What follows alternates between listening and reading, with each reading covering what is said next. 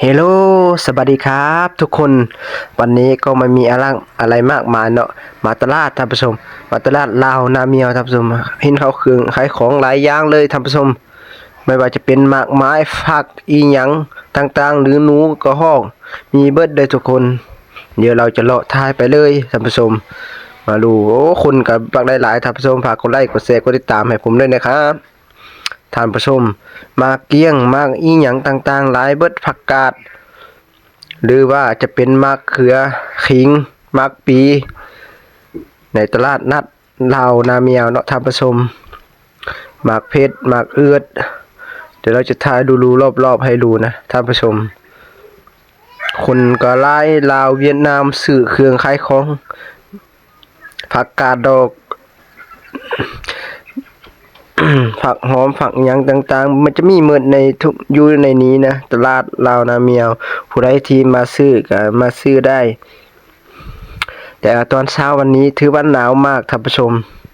หนาวแห้งอยู่ทางลาวมักปีก็มีผัก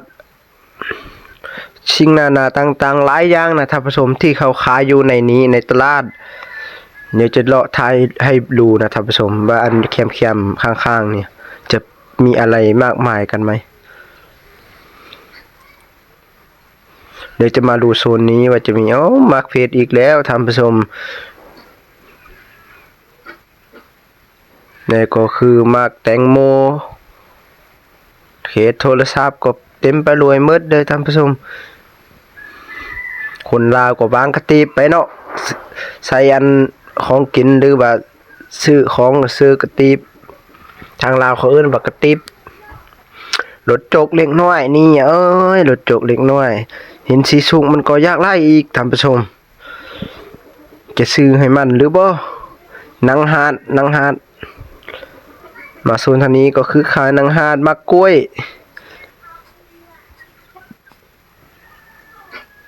ข้าวนุ่มจองนุ่มจืนได้ย่างต่างๆขอเพียงมีเงินมาเอากันเลย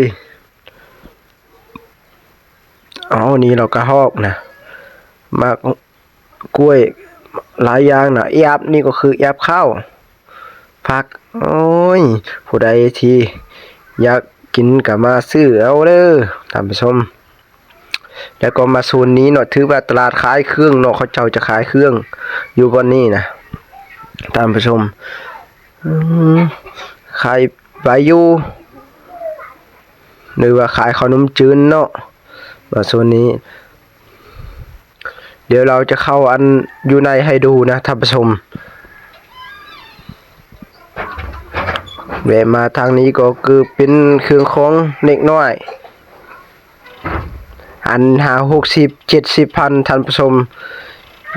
เป็นของบูฮานเด้อนี่เป็นเส้นปลาเส้นน้ำม่วงแล้วนี่ก็คือเครื่องฟูใหญ่ฟูเล็กขายไปหมดสุแนวเครื่องของต่างๆนานาเสื้อก็งามอยู่ท่านผู้ชมเดี๋ยวมาดูโซนนี้มาดูเสื้อให้ดูท่านผู้ชมเสื้อเวียดนามเทื่อก็แพบางแพหนาก็มีหมดนี่ถ่ายให้ดูรอบๆอีกทีนะครับเป็นกำลังใจเด้อฝากกดไลค์กดแชร์กดติดตามเลยนะครับท่านผู้ชมมีเกือบเด็กน้อยอีกท่านผู้ชมเราจะมาดูหนาหักเลยเกือบก็เป็นอันใดก็เป็นแดตาชัยเนาะอันนี้ก็มามีโซนนี้เกือบเด็กน้อยงามอีกเขาเจ้าก็จะมาเลาะเบิ่งหรือว่ามาเบิ่งมาชมมาซื้อกันนะครับท่านผู้ชมเป็นกำลังใจฝากเนื้อฝาก